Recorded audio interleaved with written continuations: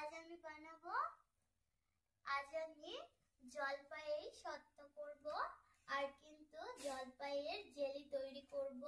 তো দেখে নিন ভিডিওটা শেষ পর্যন্ত আমি কিভাবে জলপাই সত্ত্ব এবং জলপাইয়ের জেলিটা তৈরি করি। কড়াইয়ে আমি জল দিয়েছি। এখানে আমি 1.5 কিলো জলপাইয়ের জন্য আমি এখানে 2 কিলো নিয়েছি জল। তো জলে আমি এখন জলপাইগুলো দিয়ে দেব সেদ্ধ হওয়ার জন্য। আমি এখানে এইভাবে টুকরো টুকরো করে কেটেছি। বীজটা কিন্তু বাদ দিয়ে আমি জলপাইটা কেটে নিয়েছি। এখন ঢাকা দিয়ে আমি ভালো করে সেদ্ধ করে নেব জলপাইটাকে। এরপর আমি নেড়ে নিচ্ছি জলপাইগুলোকে। দেখুন এটা কিন্তু প্রায় সেদ্ধ হয়ে গেছে, আর একটু ভালো করে সেদ্ধ করে নেব আমি। ততক্ষণে আমি মশলাটা ভেজে নেব। তো মশলাতে আমি এখানে একটা মশলার প্রয়োজন আছে। তো আমি এখানে কি কি নিয়েছি মশলাটাতে দেখে নিন। এখানে কয়েকটা আমি ঝালের জন্য শুকনো লঙ্কা নিয়েছি, 5 ফোড়ন, এবং এখানে মিক্স আছে ধনে, মিষ্টি জিরে বা মহুরি আর কিন্তু জিরে মশলা। তো এটাকে আমি ড্রাই রোস্ট করে নিচ্ছি। একটু ভেজে নিতে হবে যতক্ষণ না মশলা থেকে ভালো করে একটা ফ্লেভার আসছে, সুন্দর একটা ফ্লেভার আসা পর্যন্ত মশলাটাকে ভেজে নিতে হবে। মশলাটা কিন্তু আমার ভাজা হয়ে গেছে, আমি নামিয়ে নিচ্ছি। খুব সুন্দর একটা কিন্তু ফ্লেভার বেরোচ্ছে মশলা থেকে। এটাকে এখন আমি ঠান্ডা করে পেস্ট করে নেব। সেদ্ধ কিন্তু হয়ে গেছে, দেখুন একদম পারফেক্ট সেদ্ধ হয়ে গেছে। এখন আমি নামিয়ে নিচ্ছি। একটা বোলের মধ্যে আমি এটাকে নামিয়ে নিচ্ছি। বেশি জলটুকু কিন্তু আমি ঝরিয়ে নিয়েছি, আর বাকি যতটুকু জল আছে ততটুকু দিয়ে কিন্তু আমি পেস্ট করে নেব জলপাইগুলোকে।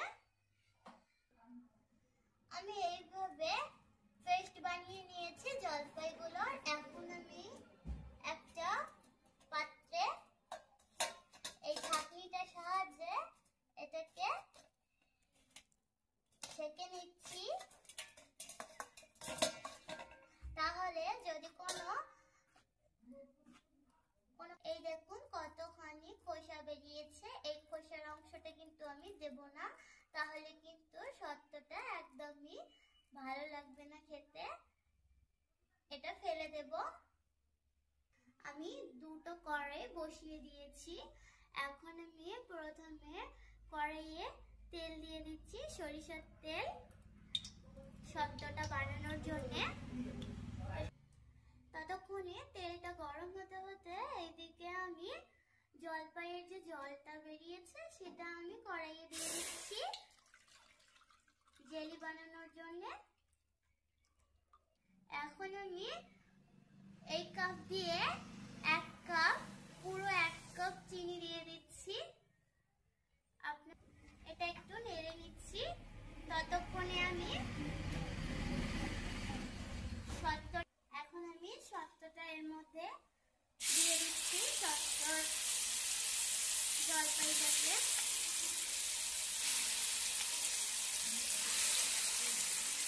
এখন ভালো করে নেড়ে নেব সমস্ত উপকরণগুলো কিন্তু এর মধ্যে এখন দেব। একটু ভালো করে মিশিয়ে নিয়ে তারপরে প্রথমে আমি দিয়ে দেব চিনির পাউডার।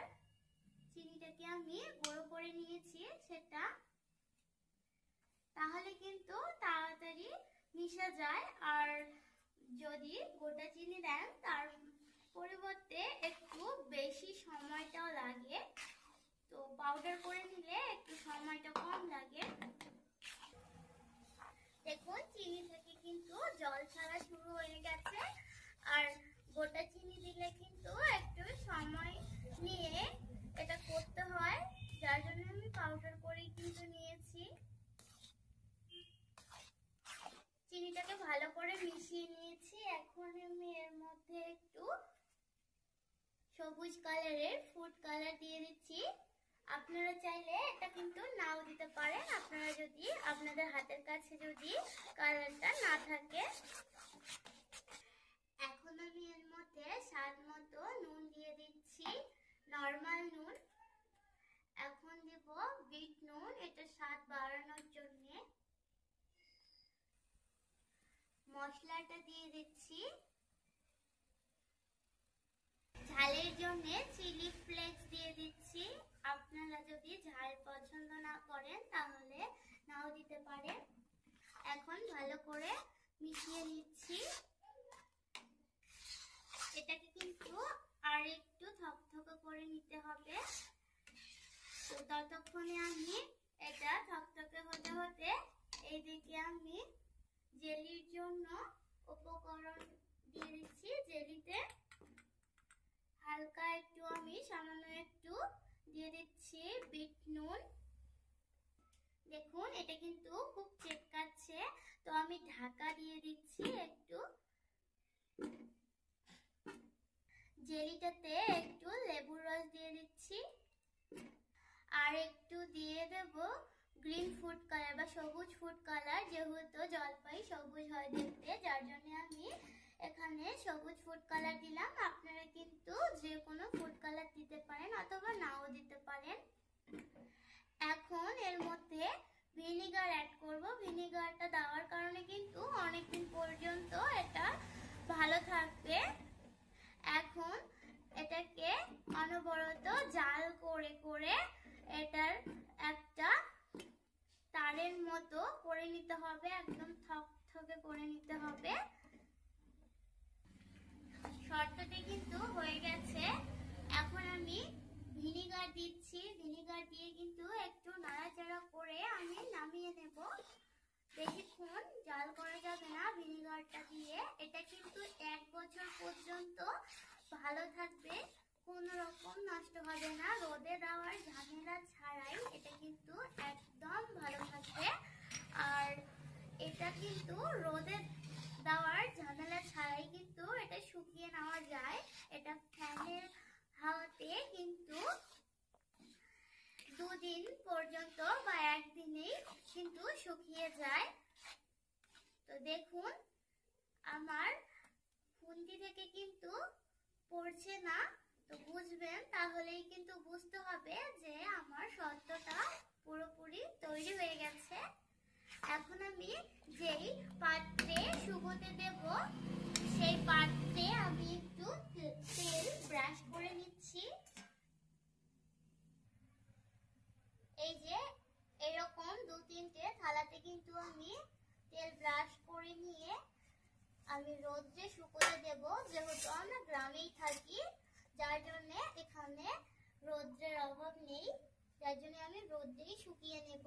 আপনাদের পাশে যদি রোদের ব্যবস্থা না থাকে তাহলে কিন্তু আপনারা ফ্যানের বাতাসে এটাকে পুরোপুরি শুকিয়ে নিতে পারেন, কোনো অসুবিধে নেই।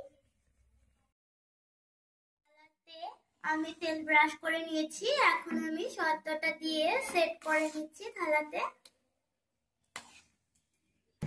তো আমি এখন সমান করে দিচ্ছি। এদিকে কিন্তু আমার জেলিটাও রেডি হয়ে গেছে। তো জেলিটাকে আমি নামিয়ে নিচ্ছি। এটা কিন্তু 3 মাস পর্যন্ত ভালো থাকবে, যেহেতু আমি ভিনিগার দিয়েছি। তো জেলিটাকে কিন্তু নামানোর সঙ্গে সঙ্গেই যেই পাত্রে সেট করবেন সেই পাত্রে কিন্তু ঢেলে নিতে হবে। আমি নামিয়ে এখন পাত্রের মধ্যে সেট করব। আমি এই কাচের জারটাতে ভরে নিচ্ছি কিছুটা। এই যে জেলিটা আমি সেট করে নিয়েছি। এখন আমি এটাকে 2-3 ঘন্টা নরমাল টেম্পারেচারে রেখে দেব। নরমাল তাপমাত্রায় রেখে দিলেই কিন্তু শুকিয়ে গেছে। দেখুন কতটা শুকিয়ে গেছে। পুরো একদিন এটা রোদে কিন্তু শুকিয়ে নিয়েছি আমি। তো এরকম হয়েছে। দেখুন এটা একটু পাতলা করে দিয়েছি আমি। দেখুন এটা কত সুন্দর হয়েছে। তো এটাকে কেটে নেব। এদিকে কিন্তু জেলিটাও হয়ে গেছে। এটা কিন্তু পুরো একদিন রাখলাম আমি, যার জন্য কিন্তু এটা পারফেক্ট হয়েছে। আপনারা 2-3 ঘন্টাতে এটা কিন্তু তৈরি হয়ে যাবে। দেখুন কতটা পারফেক্ট হয়েছে জেলিটা। এখন আমি সত্যটাকে কাটছি। আপনারা যে কোনো আপনাদের ইচ্ছে মতো আপনারা শেপ করে কেটে নিতে পারেন। আমি এইভাবে করেই কেটে নিচ্ছি। এই যে আমি এইভাবে কেটে নিয়েছি, কিছুটা এইভাবে আর কিছুটা এইভাবে চারকোনা শেপ করে আপনারা আপনাদের ইচ্ছা মতো কিন্তু শেপ দিয়ে কাটতে পারেন। এটা কিন্তু পুরোপুরি 1 বছর অবধি সংরক্ষণ করে খাওয়া যায়। আপনারা বাড়িতে অবশ্যই একদিন হলেও ট্রাই করবেন। এই যে হয়ে গেছে, বাকিটাও কেটে নেব। তো দেখুন, জলটা ফেলে না দিয়ে এইভাবে জেলি তৈরি করলে কিন্তু অসম্ভব মজাদার হয় এটা জেলিটা খেতে। অবশ্যই আপনারা বাড়িতে তৈরি করবেন, আমাকে কমেন্টে জানাবেন কিরকম লাগলো আজকের রেসিপিটা। ভালো লাগলে অবশ্যই লাইক কমেন্ট করে দেবেন। ফেসবুক পেজ থেকে দেখে থাকলে অবশ্যই পেজটিকে ফলো করে দেবেন। আর চ্যানেলে নতুন হয়ে থাকলে চ্যানেলটিকে সাবস্ক্রাইব করে দেবেন। ভালো থাকবেন, সুস্থ থাকবেন সবাই। Bye bye.